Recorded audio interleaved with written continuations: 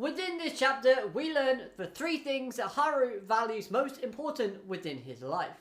Plus, Hina highly values proper hygiene. That was a really funny segment that we'll get to a little bit later on. Hello everyone and welcome to the Animezilia, and today we're going to talk about all things chapter 9 from the Blue Box manga series. A chapter in where our main protagonist must find Chinastu and deliver her gym clothes without anyone noticing. But Taiki encounters a lot of challenges on the way. A very highly comedic chapter with a wholesome vibe throughout. So let's dive right in and talk about Taiki first of all, as I am slightly worried when it comes to his character moving forward. Throughout the series, Taiki has acted strangely around Chinastu, almost as if he's on edge every time he sees her. We as the reader obviously know it's because he has a massive crush on her, and who could blame him? She's absolutely gorgeous and brilliant. But it's these type of actions of acting distant and being mentally drained when around her that would cause one of 2 scenarios. Number 1, Chinastu would see this and feel as if she's being a burden to Taiki or doing something wrong when around him. This obviously would confuse her and give that sense of confusion, that vibe in the air. Either way, this could stop Chinastu from trying to get Taiki involved or support him within future events/endeavours, in fear of making him angry or upset by her involvement. This of course would be the exact opposite of what Taiki really wants. It's just that he's a bit too dense when it comes to reading the room or sensing other people's emotions or seeing how his actions can be perceived by other people. In that department, he needs a lot of development within.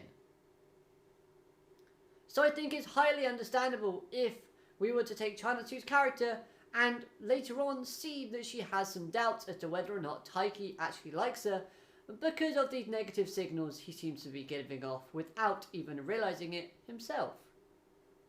But all hope is not lost for our main protagonist, as the second outcome could result in a display of more bolder advances from Chinastu towards Taiki in hopes of getting his attention. This chapter could possibly be a prime example of Chinastu being a bit risque when it comes to Taiki, as she changes right in front of him while on the rooftop. This does of course show signs of comfort, because she would not willingly strip in front of a person you do not trust or you're not comfortable around.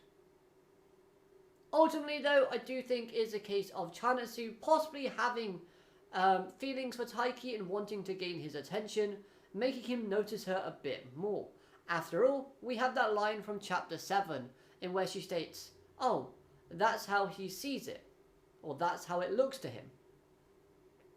Where on the other hand, we have Taiki who wants to have attention from Chinastu, but for some reason everything she seems to do, he always views in a negative way at this moment in time.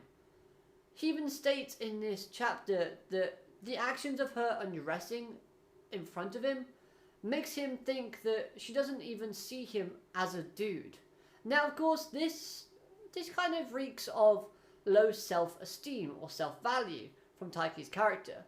For some reason I'm getting the vibe that he doesn't view himself in the same light as Chinastu. He seems to idolise Chinastu at the start of this chapter, saying that while she's been there, he wakes up to a gorgeous ray of light every morning. But then when it comes to describing himself, he's not that high on himself personally. So I do think we need to see some personal development from Taiki and see him like himself for who he is before he can like and love other people. If that makes sense, I hope it does. But let me know if you don't agree or disagree. If you agree or disagree in the comments down below. But just the vibe I'm getting from him at the moment. But not all is doom and gloom, as there is development within these 2 characters' relationship as they both added each other on the meshing app known as Line. This of course meant that Taiki actually cleared the first hurdle and got Chinastu's telephone number. So well done mate, you did good on that one. Now real quick on Chinastu, could this chapter have given us as the audience one of her interests outside of basketball? As we know, she has a passion and love for that sport, but stargazing was mentioned. She mentions getting a key from a friend within the astronomy club. Now, is she a part of that club, or does she just know a friend from there? Interesting things. Hopefully we learn more moving forward, because one thing we do desperately need from our main female character is, of course, more backstory and more, just information about her. Because one thing I am super interested and ready to learn about. Hopefully it comes soon. Now, was I the only one who at first got bully vibes from Haru within this chapter?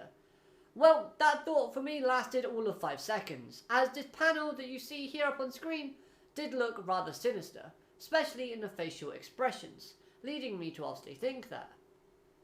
We learned that he values badminton, his girlfriend, and Monster Hunter as the things that are most important to him within his life.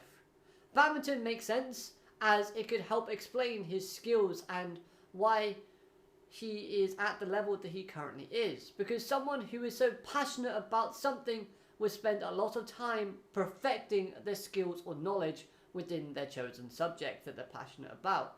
So I really did like this exchange of words and the dialogue being presented within this section of the chapter. I thought that was very insightful into Haru's character, even if only just a little.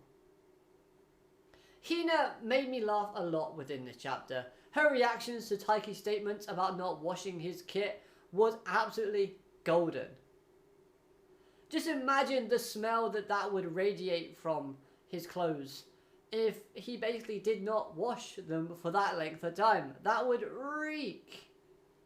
His hopes of getting any girl, whether it be Chinastu or anybody, would have long gone down the drain. Obviously, hygiene is something that is very important, and if you're playing badminton, that is a very quick moving sport, you need to wash your clothes because you're going to sweat a lot. I just love the fact that Hina's reaction was just so on point, so funny, so golden and magnificent that I just kept reading it over and over again. It was that great. Plus, I love seeing Hina's cheeky expressions once again. That, of course, was a delight that we can't forget about. Overall, I thought it was a good chapter. Some funny and wholesome vibes were mixed in, but I would like it to go a bit more down the sports and romantic route.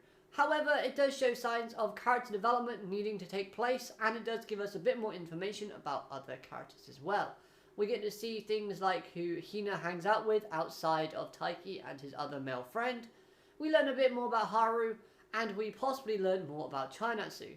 So for that reason alone, I do think there are some hidden gems within this chapter, even if it doesn't quite live up to the hype as the ones before it. Nevertheless though, this was still a great chapter, with some beautiful artwork as always. My favourite panel of this week was that smile from Chinastu on top of the roof.